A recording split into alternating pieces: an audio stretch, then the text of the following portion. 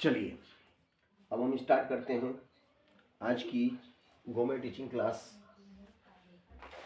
हमने कल जो अध्याय 4 था हमारा द्विघात समीकरण, ये हमारा अध्याय 4 था। अध्याय 4 क्वाड्रेटिक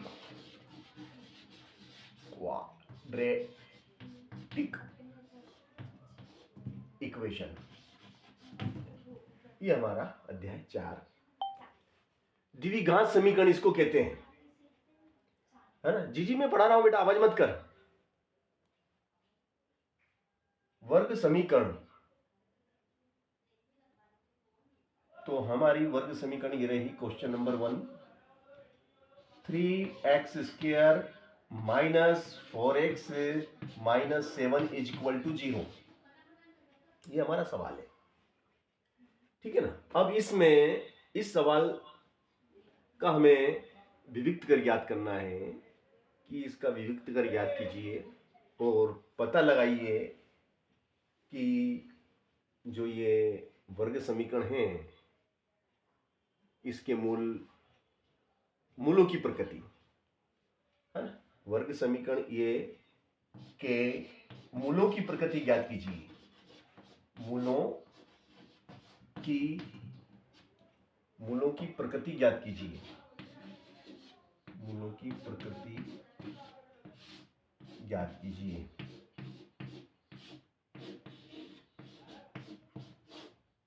ज्ञात करें, ठीक है ना। इस वर्ग समीकरण के मूलों की प्रकृति हमें ज्ञात करना है। तो देखिएगा, हमें जो वर्ग समीकरण दी गई है ना, हमें जो वर्ग समीकरण दी गई है, इस वर्ग समीकरण, ये हमारी जो वर्ग समीकरण है इसकी तुलना एक मानक समीकरण से हम करेंगे। ये हमारी एक मानक समीकरण है, ठीक है। इससे हम इसकी तुलना करेंगे। अब इस मानक समीकरण से हम इसकी तुलना करेंगे तो बताइए a बराबर कितना होगा? a बराबर 3। a बराबर 3 होगा। b बराबर कितना होगा? इतना 4 है। b बराबर माइनस का 4 होगा। और c बराबर कितना होगा भैया? 7, माइनस के 7। अब मूलों की प्रकृति हमें ज्ञात करना है, तो मूलों की प्रकृति ज्ञात करने के लिए हमें सबसे पहले इसका विविक्त कर ज्ञात करना पड़ेगा। और विविक्त कर यानी कि डी डिस्टेंस है ना, डी इज इक्वल टू क्या होता है? B square minus 4ac। अब हम b की जगह b का मान रखेंगे। तो b का मान कितना भैया? b is -4। b इज -4 का square minus 4a, a is 3 और c इज -7। c is -7। ये हमारा -4ac, -4ac ये हमारा सूत्र है। तो इससे हमारा हो जाएगा d का वैल्यू ज्ञात। d बराबर -4 का वर्ग, -4 गुणित -4 8 होंगे। तो माइनस माइनस हो गए प्लस। 4 चौक 16, 4 चौक 16। तो ये हो जाएगा आपका 4 चौक 16 माइनस 4 माइनस माइनस प्लस, तो ये प्लस 4 तिया 12, तो 12 पंजे 60, 12 छंग 72, 12 सते 84। और इस प्रकार से 6 और 4 10 की 0, 6 4 10, 6 4 10 की 0 हासिल लगा 1 और 1 2, 2 और 8 10। तो इस प्रकार से आपका डी निकल गया। डी का मान कितना आया? 100। डी 0 से आगे जी डी का मान 100 है। तो यहाँ पर हम क्या देखते हैं कि डी इज वास्तविक, D is greater than 0। D का मान 0 से ज्यादा है, क्योंकि 100 0 से बड़ा होता है। इसलिए वास्तविक, मूल वास्तविक, मूल वास्तविक समान है और असमान जब समान, हाँ 0 से ज्यादा आता है।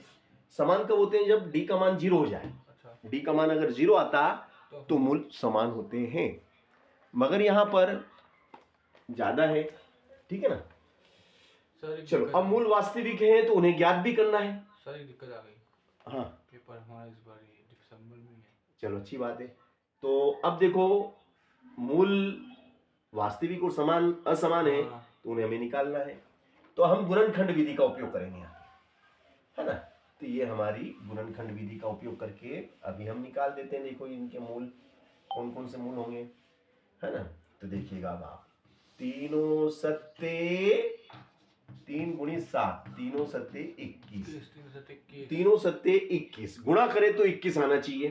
तीनों सत्ते 21, गुणा करने पे 21 और घटाने पे 4 आना चाहिए। घटाने पे 4, तीनों सत्ते 21 और 3 से गुणा करें तो 21 और घटाएं 5 आएगा, तो 4। 5 का होगा।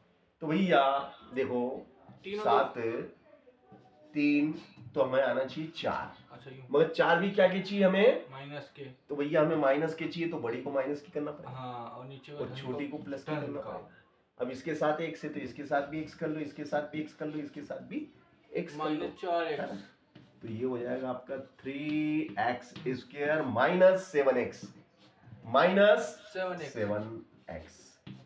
Plus 3x -7 is equal to 0। अब भैया यहां से लेके यहां तक और यहां से लेके यहां तक, ठीक है, एम्प्लाइज दैट यहां से x कॉमन आ जाएगा आपका, है ना। 3x माइनस x बाहर आ गया, 7 भी बाहर आ जाएगा। दोनों सेम है सर, है ना। ये हो जाएगा आपका, एक बाहर निकल गया, 3x - 7 बराबर 0। चलो अब ये हो जाएगा आपका 3x minus 7 and x plus 1। हाँ वो जी, ठीक है। यहाँ से हम 2 हिस्से करेंगे,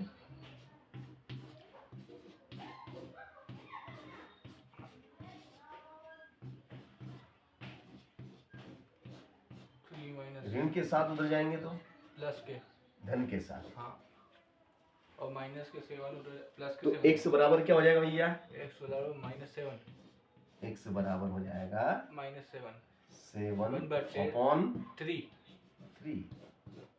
आंसर x बराबर 7/3। इधर देखो भैया, x प्लस 1 बराबर 0, ये 1 उधर गया तो माइनस का 1, और इस तरीके से x बराबर -1, है ना। हाँ, ये हो गया आपका 7/3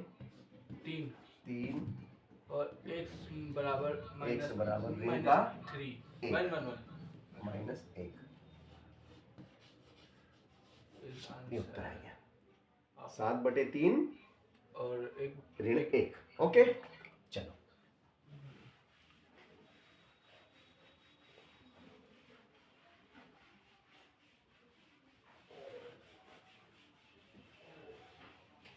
इसके बाद हम अगला प्रश्न करते हैं।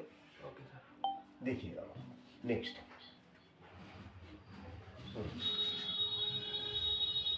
7x square minus 5x minus 2 is equal to 0। हमें मूलों की प्रकृति ज्ञात करना है। क्या ज्ञात करना है, मूलों की प्रकृति ज्ञात कीजिए। मूलों की प्रकृति, नेचर ऑफ रूट, मूलों की प्रकृति ज्ञात करो, मूलों की प्रकृति ज्ञात करो, मूलों की प्रकृति ज्ञात करो, वह मूल भी ज्ञात करो, वह मूल भी ज्ञात करो। हमें मूल भी ज्ञात करना है, मूल भी ज्ञात करो, मूलों की प्रकृति भी निकालना है और मूल भी ज्ञात करना है। मूलों की प्रकृति ज्ञात करो, वह मूल भी ज्ञात कीजिए, ये हमारा सवाल है, ठीक है ना। तो सुन,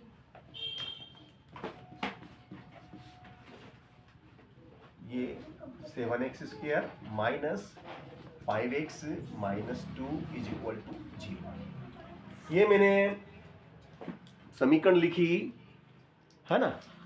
अब इसमें मुझे विविक्त कर निकालना है ना, क्योंकि मूलों की प्रकृति का हम पता कैसे लगाएंगे, विविक्त कर से लगता है। मूलों की प्रकृति का पता कैसे लगता है? विविक्त कर से मूलों की प्रकृति का पता लगता है। तो बताइए a बराबर कितना है? a बराबर आपका 7 है। b बराबर बताइए 5, b is equal to -5 and c is equal to -2। तो एबीसी आपने छांट लिए, है ना? अब हमने एबीसी छांट लिए हैं। अब मूलों की प्रकृति ज्ञात करने के लिए हमें कौन सा सूत्र लगाना पड़ेगा? b² - 4ac। हाँ, विविक्त कर का सूत्र लगेगा b² - 4ac। b² - 4ac विविक्त कर वाला सूत्र इसमें लगेगा। अब देखिएगा ध्यान से, b बराबर b इज -5, b इज -5, ये -5 का स्क्वायर -4a, a कितना है? a is 7 and c is -2, c is -2। आगे यहां तक, है ना? अब एम्प्लाइज डेट d बराबर -5 का स्क्वायर, -5 इंटू -5, है ना? तो माइनस माइनस क्या हो जाएंगे? प्लस। पचम का 25, माइनस माइनस का मल्टी करते हैं प्लस होता है। पचम का 25, फिर माइनस और माइनस प्लस, और 4 सत्ते 28, 28 दूना 56, है ना? अब इनको जोड़ेंगे तो कितना आएगा? 81। Implies that d is greater than 0, d is greater than 0, therefore इसलिए d का मान 0 से बड़ा है, इसलिए मूल कैसे हैं? वास्तविक। मूल वास्तविक और असमान। मूल वास्तविक और असमान है ना? मूल वास्तविक और असमान है। अब ये कहता है कि भाई मूल अगर वास्तविक असमान है, अगर मूल वास्तविक है तो उन्हें ज्ञात भी कीजिए। अब हमें मूल भी ज्ञात करना है, कोई दिक्कत नहीं, वेरी सिंपल। देखो मूलों को भी हम ज्ञात करके अभी दिखाएंगे आपको।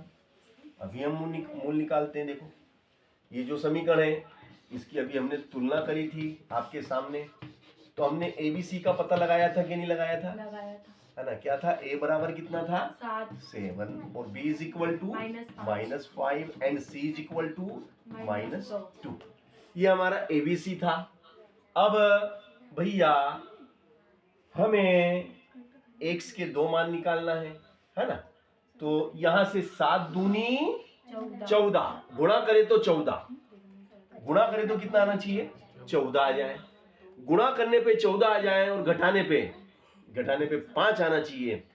तो बताइए 7 गुणित 2 तो होते हैं हमारे पास 14। 7 में से 2 घटाएंगे तो कितने बचना चाहिए? 5 बच गए 5। मगर 5 हमें कैसे चाहिए? हमें ऋण के चाहिए। तो ऋण के 5 कब बचेंगे? जब 7 माइनस का होगा और 2 प्लस का होगा। ठीक है ना? अब ये 1 से तो इसके साथ भी 1 लगा दो, इसके साथ भी 1 लगा दो, इसके साथ भी 1 लगा दो, तो ये हमारा हो जाएगा भैया इस तरीके से। ये हमारा हो गया 7x² माइनस के 7x प्लस के 2x माइनस 2 बराबर 0, है ना? अब भैया ये 2 और ये 2, ये 2 और ये 2, 2 का ग्रुप बन गया। बोलो कॉमन क्या आएगा इसमें? इसमें कॉमन है 7x।